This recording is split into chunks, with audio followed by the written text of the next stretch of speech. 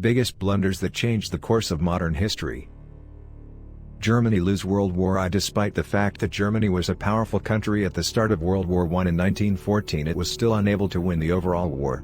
At the outbreak of the war, Germany's army was well trained and had over 4 million soldiers, and would prove a difficult opponent on the battlefields of Europe. Its army is what helped Germany last through the miserable 4 years of fighting on the western and eastern fronts of the war.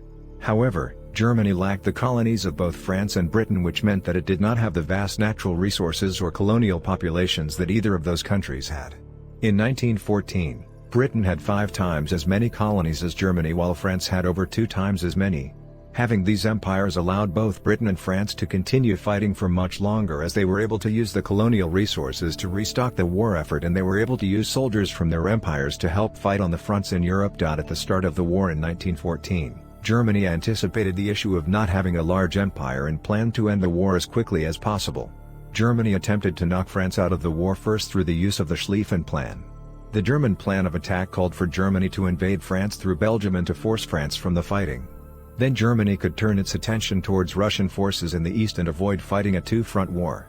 The Schlieffen Plan failed due to French resistance at the First Battle of the Marne on the Western Front, and the European powers participated in 4 years of trench warfare. The failure of the Schlieffen Plan ultimately forced Germany to fight a two-front war from which they could not overcome and did not have the colonies to support the war effort. The final reason for Germany's failure in World War I was its decision to carry out submarine attack against merchant ships in the Atlantic Ocean during the war. Germany launched many U-boats, submarines, during World War I and used them to try to force Britain from the war. Britain, an island nation, depended upon merchant ships from Canada and the United States to maintain its supplies for the war effort and for the home front. Germany hoped that by attacking these merchant ships they could force Britain to withdraw from the war and help improve the German situation in the trenches of the Western Front. However, the German plan caused the United States to join the war effort on the side of the Allied powers after German U-boats repeatedly sunk ships that contained American citizens. The American troops helped drive the Allied advance in the final Allied push of the war and ultimately caused Germany to accept the terms of the armistice on November 11, 1918. The sale of Alaska. The treaty enlarged the United States by 586,000 square miles, an area more than twice the size of Texas, all for the bargain price of around 2 cents an acre. Yet because some politicians and journalists considered Alaska a barren wasteland, and inherently opposed anything supported by President Andrew Johnson, it became popularly known as Seward's Folly. That label has stuck. Never mind that Seward was economically vindicated long ago by the discovery of gold and oil, not to mention the throngs of tourists that visit the state each summer. Alaska has been populated longer than any other location in the Americas, with the first people crossing over from Asia no later than 15,000 years ago. However, it remained unknown to most of the world until 1741, when explorer Vitus Bering arrived at the head of a scurvy-racked Russian expedition and claimed the land for the Tsar. Russian fur traders soon began doing business there, but few stayed longer than necessary. In fact, no permanent colonial settlement would pop up until 1784, and there were never more than a few hundred Russians living in Alaska at any one time. Far from self-sufficient, the colony depended on native tribes, the British and the Americans, for supplies, the later two of which along with the Spanish and French had been exploring the area since the late 1700s. Eventually, Russian officials began to worry that U.S. settlers would one day overrun Alaska, much as they had in Texas. These officials also feared losing the nearly defenseless colony to Great Britain, a naval power that had defeated Russia in the Crimean War, 1853–1856, and left it ravaged by debt. When, to top it off, the fur trade declined, even the Tsar's own brother called Alaska a luxury that Russia could ill afford. By the late 1850s, Russia and the United States had entered into preliminary negotiations over the sale of the territory. The talks were cut short by the outbreak of the American Civil War, but not before Senator William H. Seward, an ardent expansionist who would serve as Secretary of State during both the Lincoln and Johnson administrations, declared that the towns and forts of Alaska would yet become the outposts of my own country. Within months of the Civil War's end, Seward brought up the issue of Alaska with Edward de Stokel, the Russian minister to the United States, who subsequently received authorization from the Tsar to sell it. Secret negotiations between Seward and Stokel began around March 11, 1867, and, after working throughout the night, the pair signed a treaty on March 30 stipulating that the United States would purchase Alaska for $7.2 million in gold.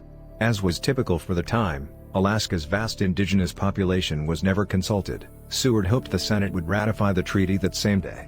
But the matter instead remained pending for a week and a half, during which time Seward hosted several luxurious dinner parties aimed at swaying the senators in attendance. Horace Greeley, editor of the New York Tribune, led the opposition, writing, among other things, that most of Alaska was a burden, not worth taking as a gift. Some senators were equally skeptical, with one joking to his colleagues that he would support taking possession of the land only if Seward be compelled to live there. Yet that same senator failed in an attempt to delay the proceedings, and the treaty ended up being approved on April 9 by a 37-2 vote. President Johnson next appointed General Lovell H. Rousseau to facilitate the transfer of power. Sailing out of New York on August 31, Rousseau made his way across Panama and up to San Francisco, where ships laden with troops and supplies were waiting for him. From there, he endured seasickness and chills on the slow voyage north to Sitka, the only sizable Russian town in Alaska, arriving on October 18. Later that day, the Russian flag was taken down and the U.S. flag was raised in a ceremony attended by Russian and American troops and a few indigenous leaders. All interactions between the Russians and Americans were of the friendliest character, reported Rousseau, who would go on to describe the climate: rains a great deal, the people, quiet, orderly and law-abiding, the fisheries, very fine, and even the potatoes, small, but of the finest flavor. The Russian troops departed, and all Russian civilians were given the option of becoming U.S. citizens. The saga, however, did not end there. Intent on embarrassing President Johnson, who was impeached in February 1868, but who survived removal from office by one vote, House Republicans refused to appropriate any cash for the purchase. Moreover, a prominent Massachusetts family claimed it should receive some of the $7.2 million as repayment for arms it allegedly provided Russia during the Crimean War. Finally, in July 1868, after Johnson lost the Democratic presidential nomination, the House of Representatives voted 113-43 to hand over the money to Russia. A congressional investigation later determined that Stoeckel, the Russian minister, bribed lobbyists and journalists during this time period. Private notes written by Johnson and another U.S. official suggest that Stoeckel, with Seward's knowledge, likewise made tens of thousands of dollars in illicit payments to members of Congress. Scandal notwithstanding, Seward wasted no time in enjoying the fruits of his labor, heading to Alaska within months of retiring from government in 1869. In Sitka, he toured a brewery and sawmill, attended church, met with the city council, viewed a military parade and walked the streets. There was a curious medley of population and costume, his son would later write. Russians in their national dress, United States soldiers in their blue uniforms, Indians in blankets and feathers, and traders and travelers clad in the latest style of Montgomery Street, San Francisco. Seward also journeyed further north to the camp of a government scientist and accurately predicted that Alaska would become both a state and a tourist attraction. Today, an Alaskan city, highway and peninsula are all named for him, as is a state holiday that commemorates his once ridiculed purchase. How could the sinking of the Titanic have been prevented? Titanic could have been constructed with a double hull. The technology to construct double hulls was available. SS Great Eastern had been launched with a complete double hull over 50 years earlier, in 1858. In a classic failure of risk management, Titanic's manufacturers, alongside with most shipbuilders at the time, considered a full double hull an unnecessary expense, being satisfied with a double bottom instead. This all changed after the disaster, with liners everywhere being refitted with full double hulls.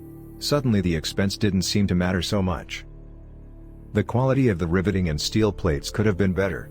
In the present day, ship plates are welded together using oxyacetylene torches. This technology was unavailable in Titanic's time. Instead, Titanic's overlapping steel hull plates were held together by rivets that were hammered in by hand. Most of the rivets were steel, but some were made of wrought iron. According to some, the rivets were poor quality and contained large amounts of slag.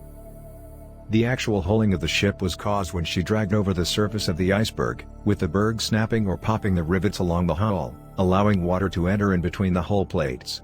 The hull plates themselves are alleged to have not been strong enough, with signs of stress fracturing, but this is disputed. The ship's watertight bulkheads could have been extended and fully sealed to reduce the risk of flooding.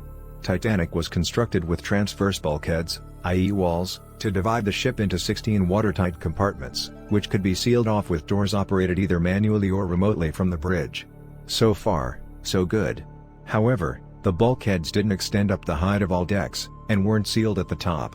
So while flooding could be safely contained if only a small number of compartments were flooded, if too many flooded, water would reach over the top of the bulkheads and flood the rest of the compartments until the ship sank. The designer of the ship, Thomas Andrews, was on board and consulted by Captain Smith immediately after the iceberg was hit. He quickly realized that with 5 compartments flooded thanks to the iceberg dragging along the ship, the flooding could not be contained and the ship would eventually sink. His calculations convinced Smith to begin evacuations and therefore probably saved lives. Bulkhead design on subsequent ships would be improved as a result of the disaster. Captain Smith could have responded to the numerous ice warnings the ship received by slowing down or stopping completely and waiting for daylight. Titanic was radioed several times by several different ships to warn of large amounts of ice in the area. Titanic acknowledged these warnings, but continued to cruise ahead at full speed. Captain Smith did respond to the warnings. He changed the ship's course to be more southerly, and he posted lookouts to watch specifically for icebergs. One of those lookouts did in fact spot the iceberg, but not with enough time to avoid a collision, since it was a moonless night and Titanic was traveling at around 20 knots, close to her maximum speed. This might seem insane to us now, but passenger liners had a very strict schedule to keep, and ships of her size and construction weren't considered to be vulnerable to icebergs. The 1997 movie implied Titanic was trying to break a speed record at the behest of J. Bruce Ismay, but that is fictional. The wireless, i.e. radio, operators could have passed on the ice warnings with more urgency. One incident in particular became notorious. The nearest ship to the Titanic before she sank was SS Californian. Her captain had decided the ice was so bad that he would stop and try to resume the journey at first light. Californian's wireless operator signaled to Titanic about this. Unfortunately, that message came right at the time that senior wireless operator Jack Phillips was attempting to get through a backlog of passenger messages he hadn't been able to send off earlier, because the set had been broken earlier and Titanic hadn't been in range of the nearest wireless station, Cape Race, Newfoundland. Californian's signal broken over the top of Phillips' broadcast. These were wireless spark gap transmitters that used Morse code. Signals couldn't be tuned out, and was very loud in his headphones because the ships were so close. Phillips angrily replied, "Shut up. Shut up. I'm working Cape Race." Although this was not the only warning Titanic received, it happened less than 10 minutes before the collision, so it might possibly have made a difference if Phillips had been paying more attention and had relayed it promptly to the bridge. A warning before that, from SS Mesaba, had not gone up to the bridge because Phillips was busy processing the passenger messages. Finally, once the iceberg had been spotted, the officer on watch, First Officer William Murdoch, could have reacted differently in trying to avoid a collision. Some have suggested that Titanic should have not attempted a course change and simply steamed over the top of the iceberg. I highly doubt this would have helped. But one thing that might have helped is if he hadn't ordered full astern, i.e. reverse, as he attempted to steer around the berg. Ships of the period did not have a throttle accessible on the bridge. Instead, orders to change speed or direction were relayed to the engine room by a device known as an engine room telegraph, the famous circular brass contraption. Once the message was received at the engine room, the engineers had to spend a few moments getting the ship's enormous engines to respond and switch to reverse. The steering gear, as well, took time to respond as the steam-powered rudder moved into position. If the Titanic had not been slowing down as she approached the iceberg but instead continuing at full speed, she might have been more maneuverable, able to turn harder and avoid the iceberg entirely. But this is speculation. There was only a very short amount of time, around 40 seconds, for Murdoch and the engine room to react, and something else could easily have gone wrong.